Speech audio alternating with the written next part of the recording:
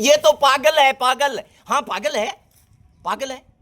सिद्धांतों के ऊपर सदाचार की बातें करने वाले को हमेशा पागल बताया गया है, और वो इसलिए पागल बताया गया है कि उसके हृदय के अंदर, उसके दिमाग के अंदर, मानसिक संतुलन के अंदर उसने संतुलन बनाने के बाद में सिर्फ यही सोचा कि व्यवस्थाओं के अंदर यदि सुधार हो जाए तो मजा आ जाए। लेकिन लोगों को कुछ अलग ही अंदाज के अंदर पसंद था।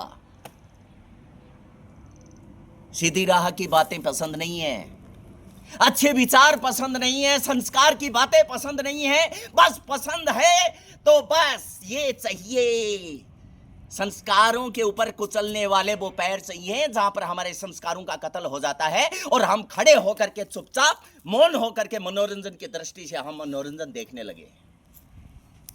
पूछेंगे आने वाले टाइम के अंदर, बच्चे पूछेंगे कि ऐसे कैसे हो गया। अरे जो परोसोगे वो मिलेगा, जैसा हम परोस रहे हैं वैसा मिलेगा। और फिर कहते हैं कि बच्चों को हम संस्कार नहीं दे पा रहे हैं।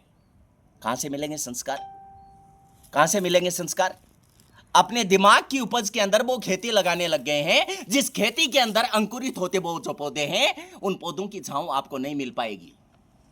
बंजर बना देगी संस्कार की उस जमीन को, और उस जमीन के ऊपर जब तरसते हुए भावी पीढ़ी के अंदर वो बच्चे आवाज लगाएंगे, वो आवाज ये लगाएंगे कि हमारे लिए किस प्रकार की व्यवस्था करने वाले हमारे माता पिता बुजुर्गों ने कैसी व्यवस्था की है।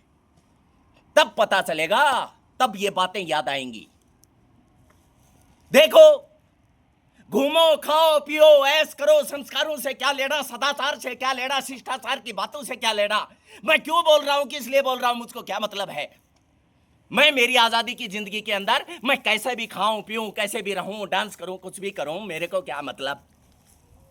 सब अपने अपनी जिंदगी के अंदर ऐसे किराएदार की किरदार की भूमिका के अंदर बैठे हुए हैं, जहां पर बैठ करके संस्कारों को एकदम धूमिल करते हुए ताली बजा करके उनका स्वागत कर रहे हैं। बजाओ। भगवान ने बना करके इंसान भेजा था, लेकिन इंसान आकर के यहां पर क्या बन गया? स्वार्थ के अंदर एक कठपुतली बन गया।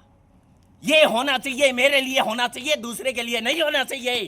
कोई गरीब दीनहीन अंतिम पंक्ति के अंदर बैठा हुआ है, उसका हक पहले मेरे को चाहिए। मैं ये जो मैं नाम है, इस मैं के अंदर इंसानियत जो है उसका सर्वनाश हो गया।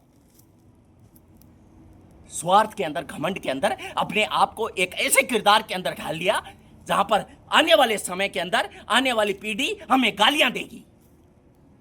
लेकिन हम अपने निजी स्वार्थ के अंदर इतने अंधे हो गए कि हमें दिखाई नहीं दे रहा कौन सी जमीन के ऊपर जन्म लिया है,